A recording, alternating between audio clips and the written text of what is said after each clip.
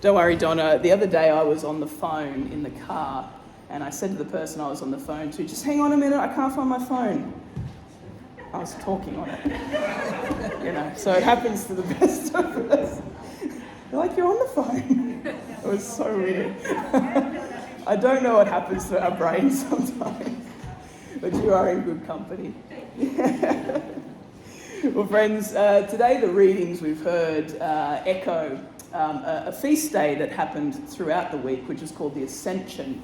And we often move the Feast of the Ascension to the Sunday, but we're sort of acknowledging it today, but we're sort of ending our sermon series today as well. So we're kind of doing both. But Ascension Day happened on Thursday, and we see Christ ascending to the Father, but leaving us with a very, very important job. And we heard it at the very beginning of our service today. Go therefore and make disciples.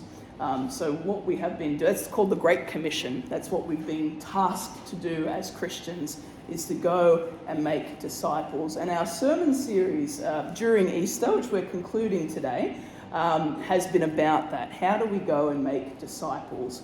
And we've been looking at common objections to the Christian faith. I love Peter's letter today because it talks about the faith. And it's actually saying, be confident. Be confident in the faith, because this is the faith.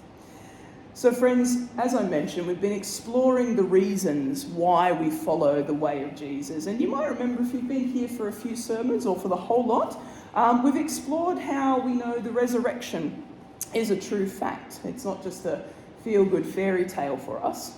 How do we know that the Bible is an accurate version of events that took place back in the days of Jesus, and of course prior to that as well. What we talked about why Jesus needed to die on the cross, which we call atonement. Why is the cross so central to our faith? And last week we started a two-part mini-series within the bigger series, I guess, talking about suffering, the toughest question of them all, really. The one that all Christians fear to have asked of them, myself included, even though I do welcome them, but sometimes it gives me cause to go, all right, Kim, get ready, steel yourself, pray and get ready. But it is a tricky one, because if God is so good, why do we and others suffer? Now, last week, we spoke about avoiding something called theodicy, which is a very fancy word that simply means trying to explain the suffering of anybody when words just can kind of get in the way a little bit. Sometimes when people are trying to find the right words to explain what is happening for someone. And sometimes that can be tricky, because when we find ourselves uncomfortable around suffering, because it is an uncomfortable feeling and an uncomfortable thing to witness, often the first thing we want to do is ask a bunch of questions. What happened? When did it happen? How did it happen? It sounds like an interrogation, really, doesn't it? And that is often what our first impulse is, because we get a bit scared. Like, we can admit that we get a bit scared. I get a bit scared. It's tough. So we're trying to make sure we don't do that when people, if they ask us this question, or if we have the question for ourselves. But as I said, if we're taking the call of Jesus seriously, that is to tell the good news, and we saw in our collect prayer this morning and in our Acts reading, we have to be faced with the reality that we're going to be faced with some of these questions from those people whom we're working with, and to avoid the compulsion to ask a bunch of questions or to explain with all those feel-good words people's pain and suffering away. We don't want suffering to be a barrier for people to come to the faith. We want to show people that you can hold it and be with it and own it and be a Christian. You don't have to be one or the other. You don't have to be perfectly happy all the time and have no suffering and be a Christian. You have both. Friends, one thing Peter also makes clear in that letter that Donna brought for us is that Christ suffered. And we don't hear it in this particular letter, but we know Peter suffered as well. In fact, all of the disciples went to their horrid and horrific deaths, proclaiming the good news of Jesus. And Peter, in fact, was crucified upside down. So he was sentenced to death for going about and spreading the good news. And they said, the Romans said to him, well, because of that, you're going to be crucified. And he said, I am not worthy to die in the same way as my Saviour. And they said, well, in that case, we will crucify you upside down. So not only crucifixion, but an inverse crucifixion. So at St. Peter's churches, so even the one out at Bendalba, you'll find the upside down cross. And it's not a lot of people think it's a satanic symbol, and it's not. It's actually the symbol of St. Peter. So we know that he went to his death quite in the midst of suffering. So it's stark, it's real. Christ will die on the cross. He did die on the cross, and that's a fact. Suffering is real. The people we encounter on our evangelism journey will suffer if they're not already. So what do we do with it? Because it's a tricky one. Well, one of the beautiful things that Christians are known for, if we don't say it with our words, we're often known through it by our actions, particularly in a world that's forgotten what we call Christendom, the world of Christianity. We are known as Christians often for our care for one another. Most people will say, the church, they look after each other. If they can say nothing else about us, they can say that we look after each other. And that is very true here in our town, but certainly across the world. Christians look out and care for one another. And sometimes part of that caring for one another is simply holding the space for someone while they suffer. Now, what do I mean by hold the space? Because that's a bit of a funny sort of phrase, isn't it? How do you hold space? Well, I look to the cross, for example, as I do for most things, being a Christian and a priest. But if you take the cross, if you take the time of crucifixion of Christ, most of his disciples, Christ's followers, his close friends, fled the scene, including Peter.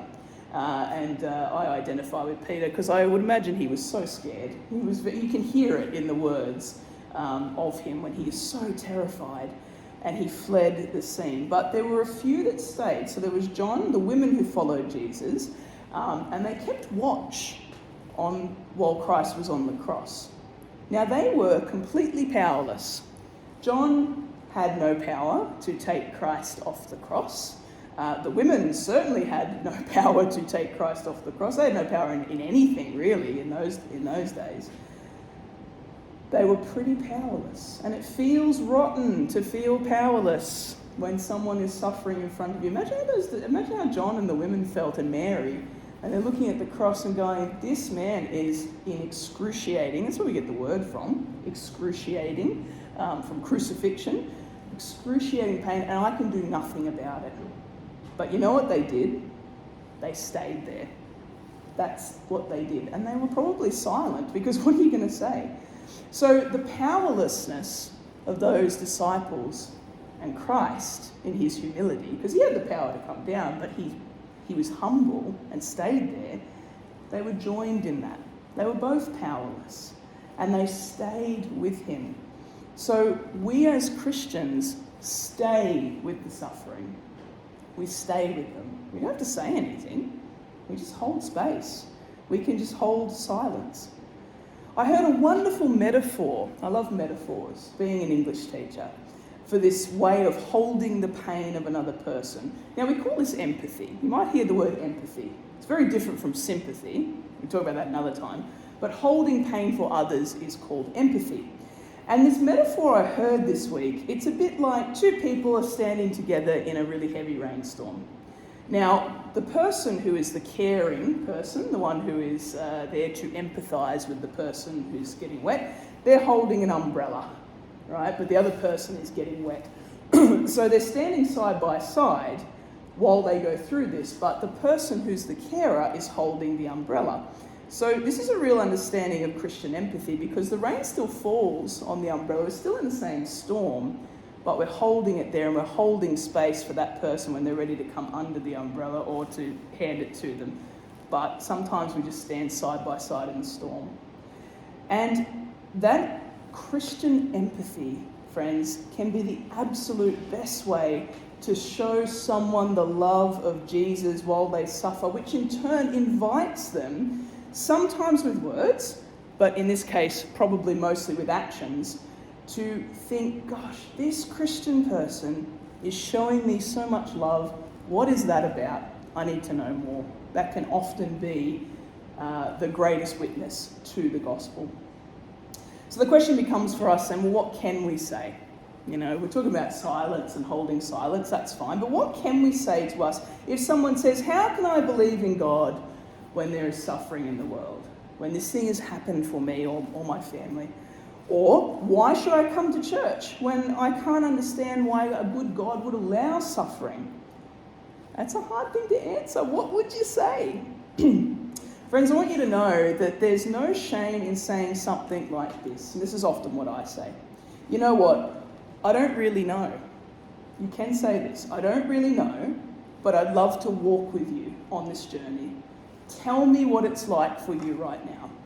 If you can say that to somebody, that is the best thing you can do. I'll just repeat it just in case you want to hear it again. You know what? I really don't know, but I'd love to walk with you on this journey. Tell me what it's like to be you right now.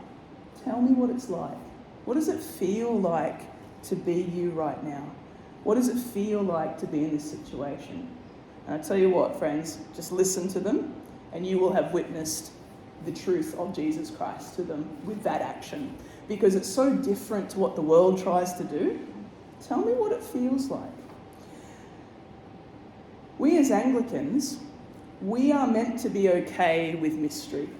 We're okay, even though we've called this series Answers at Easter, we're okay to not have black and white answers, because tell me what that's like for you is an answer, because it's the person's experience, that's their answer, and it's very valid. But we don't have answers written in black and white to every aspect of the human experience. Anyone who claims they do is ridiculous, because you can't. How can you? Okay? But it is a mystery. Suffering is a mystery. We don't know why God allows it. We can argue all sorts of reasons, but to the person who's in pain, they don't want to hear that. They just want to tell you what it's like to be them right now. And that is the best thing you can say. Now, the other things, as I said, we've talked about, like the Bible being an authentic record of events and facts, and the resurrection being, they're all what we call objective facts. They can be proven through evidence. But when we talk about suffering, we're talking about people's feelings and emotions. So there's going to be plenty of room for mystery here, and that is perfectly okay. That's the beauty of the Anglican Church, friends. We are wonderful with mystery. And you know what? Doesn't that take the pressure off? To go, I don't know, but let's walk together. Tell me what it's like for you right now. The pressure's off. Because the other person has the chance to talk now. And they've got the time to do the work. And you just have to listen. So we're not trying to tie ourselves in knots, trying to work it all out and have an answer for everything. It's beautiful. Well, friends, I've enjoyed immensely our sermon series. And as I mentioned, next week we've got our guest preacher, Elizabeth Brown, who's going to sum up our series a little bit, but also to encourage us in the way of Jesus. Now, if you're someone who's a little more introverted or a little more shy, Elizabeth is going to speak to you because she's also an introvert, very introverted, and she is yet a passionate and gifted teacher and someone who's very passionate for the gospel and particularly invitational ministry. So if you're a little bit more on the shy side, she's the person here. I'm a little bit more on the extroverted side, which is not everybody, and that's okay too. And she's a little more introverted, so I'm asking her to talk from her experience of invitational ministry as being someone who's a little bit more shy and a little more reserved. After that, after Pentecost, we're going to do just a 5-week series on the Nicene Creed, which we're going to call We Believe, where we're going to explore what it is we as Christians actually believe. Because we say the Nicene Creed every week. I'm sure you've noticed that. If you've been going to church for a little while, we say it every week, and there is a reason for that, and I want to kind of explore that after this sermon series. So friends, as always, it's my prayer this week, you're going to feel confident in 2 ways. The first is, Christianity is the way to God. Bold statement. Jesus says he is the only way to God. He is the way, the truth, the life. Have confidence in this. This is the way to God. The second thing is to have confidence as a person of empathy. Caring for those who suffer by simply listening to them is a wonderful way to show Jesus' love, because the world, as I said, doesn't offer that. It just tries to fix people, and sometimes there is no fixing what is going on. We don't fix people in the church, we love them. So with these two principles and all the things we've explored in the last, can you believe it's been 7 weeks? I pray that you will continue to have confidence and boldness to invite people to know this way of Jesus. Amen.